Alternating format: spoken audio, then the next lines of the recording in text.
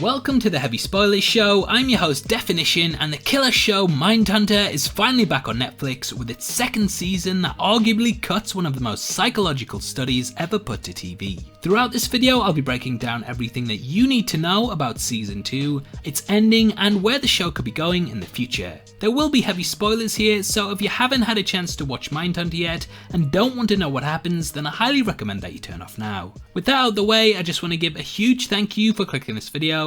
Now let's get into my breakdown of Mindhunter Season 2. The first season of Mindhunter followed Holden and Bill Tench as they slowly established the behavioural science unit that studied the compulsions that created serial killers by interviewing them directly. The work was pretty shunned early on, but after solving several cases through the use of insight gained from the offenders, they were able to slowly build profiles that defined killers, whilst also gaining backing from institutions. However, Holden found himself slowly alienating the other parts of his life due to the fascination of the killers, and in the final episode he found himself isolated and almost on a friendship level with the people that he was studying. He lost his girlfriend, arrogantly stormed out of meetings, and seemed to be approaching the dark side. This came to a head when Edmund Kemper, the most infamous killer of the first season, hugged him, said they were friends, and this sent him into a panic attack. Juxtaposing season 1, due to a new director, the FBI are far more accepting of the studies and even go so far to make them standard practice in the department. However, that doesn't mean it's all plain sailing, as it's clearly stated that this change up is due to Holden's actions in the first season. After his panic attack, we start to think that the work may be having a negative effect on Holden's health. This experience and his somewhat fall from grace humbles Holden, but there's still a fascination that exists there with the macabre. It's very much a case of if you gaze into the abyss gazes back, and the dangers in this season come from all directions. BTK gets an expanded role and becomes a huge focus early on, Son of Sam pops up to offer insight, Charles Manson makes an unforgettable appearance, and the Atlanta child murders become a huge focus in the ongoing investigations. The latter really drives season 2, and the unit is called into investigating the brutal attacks themselves. There is a desperate attempt to draw the killer into the open in order to end the spree as quickly as possible. Now, the Atlanta murders themselves took place from 1979 all the way until 1981 and involved the murder of at least 28 children and adults. This wave of crime forces forward to create a controversial psychological profile of the killer that states he will be black, which doesn't go down too well. He surmises this due to instincts, but it's brushed to the side because it could heighten the racial tensions in the area. The season is a real breeze to watch, and it has personal moments such as Wendy's new love interest, which mirrors Holden's in the first season, and with Bill's family, namely his adopted son, Brian. These really elevate the show above your typical crime show and hammer home just how much of a burden this all is. The show really discusses whether evil people are born that way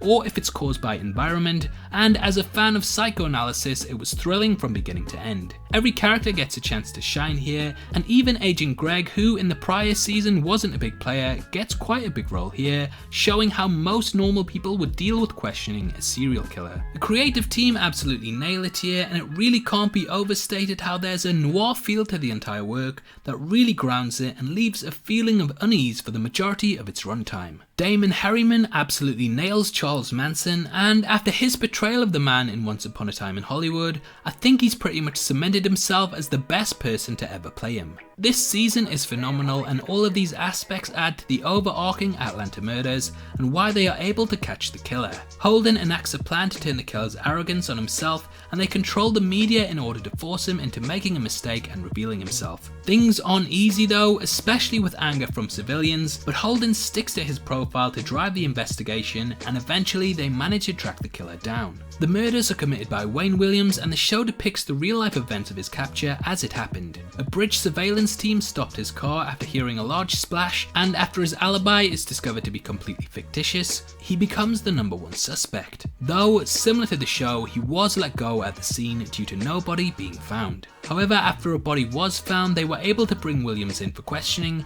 and after he failed 3 lie detector tests and fibers were found that linked him to the crime, he was arrested. The show differs from this slightly, as in that Holden discovers Wayne's talent recruitment is actually a guise to hunt children with, and through tracking the killer they are able to catch him. Williams didn't taunt the police as much as he did in the show, and the investigation wasn't brought to a close due to a neighbour discussing how he's always outside burning garbage. Williams did hold a press conference at his home though, and was pretty arrogant throughout, even to this day maintaining his innocence. It's a really thrilling finale, and it expertly demonstrates the investigation that went into bringing Williams down, as well as how difficult it was for the FBI's new way of thinking to be accepted. Unlike the first season, the FBI returned to glory and fame, but it's a bittersweet moment, and you get the feeling that the children's deaths will never be brought to justice, and that the families will still have no answers as to what really happened. It laces the show with the tone that Holden has created something that he no longer controls, and due to all of their obsessions with the work over what matters, every character seems to end with an unhappy close. Bill's wife and son leave him, Wendy is left alone with no human contact, and Holden sees that though the killer has been caught, there's no solace for the family, as even today, Wayne has never been linked to the children's deaths. We close with BTK participating in self-asphyxiation in a motel, and this plays into my season 3 predictions. Those who are aware of that case will know that BTK was not actually caught until the 2000s, and with the show being primarily set in the latter part of the 20th century rather than at its close, I think that he will either be teased throughout the next season as per the last two, and we may even get a time jump to show how Bill has adjusted to life without his family, and how Holden has went on to become a huge success that is held in high regards, even if he has doubts as to whether his work is doing all of the right things that it should be. BTK will of course play a huge villain, but with the show rumoured to be running for 5 seasons, I imagine that they may hold off on him for a while. However, due to the deadline that his capture presents,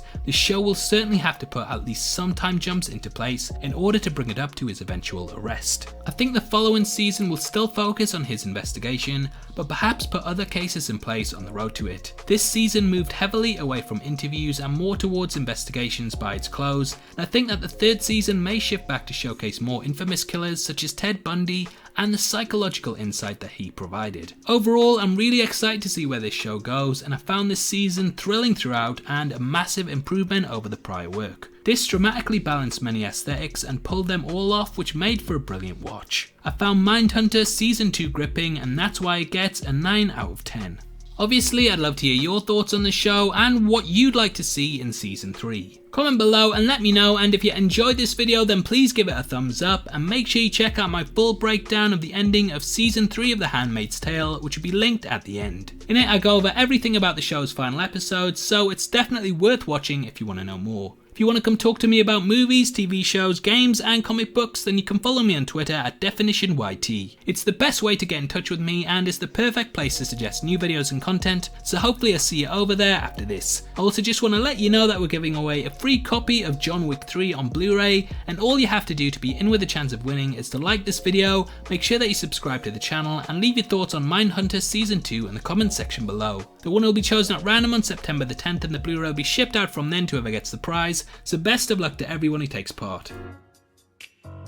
This is a channel for people who are never missing television, so if that's the kind of thing you like, you need to subscribe to Deffinition. Thanks again for taking the time to watch this, you've been the best, and I'll see you next time.